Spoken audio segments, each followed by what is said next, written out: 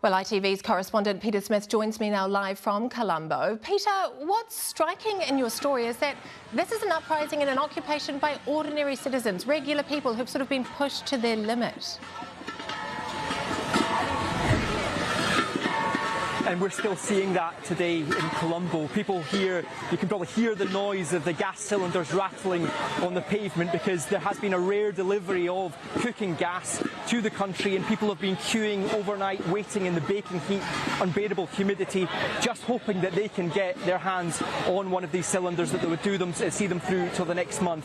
Although they've been waiting overnight, in reality, many of them have been without gas for 4 months, some without gas for 5 months.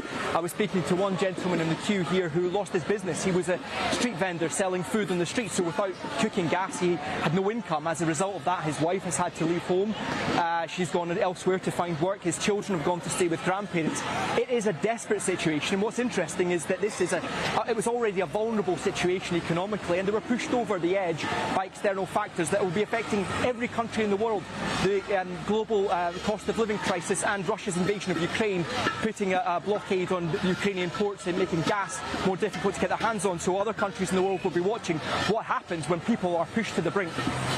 It's extraordinary. Both the Prime Minister, Peter, and the President are in hiding. What do the next 24 hours hold?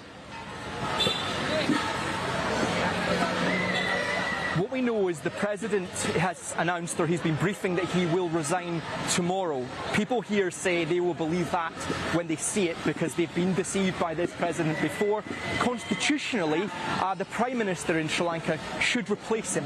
That's not going to be acceptable to the protesters here, the people still occupying the presidential palace. They want to see a coalition of the opposition parties forming a temporary government to bring stability, to see Sri Lanka to an election.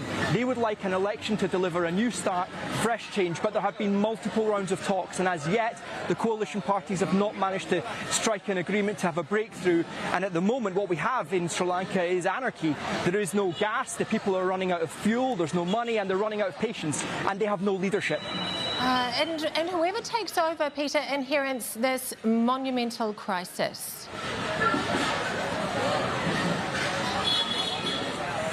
That's right, because whoever does replace, if there is to be an election, inherits, to put it bluntly, a bleak situation in Sri Lanka. The country is effectively bankrupt. They have run out of money, they're running out of fuel, and also medical supplies are low. I was speaking to one lady here whose mother is a heart patient. She's been without heart medication for 3 months now.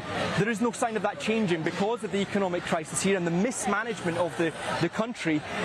Sri Lanka's most difficult days could still lie ahead. So whoever is to be the next president and finds his place in that presidential palace has some very difficult decisions to make.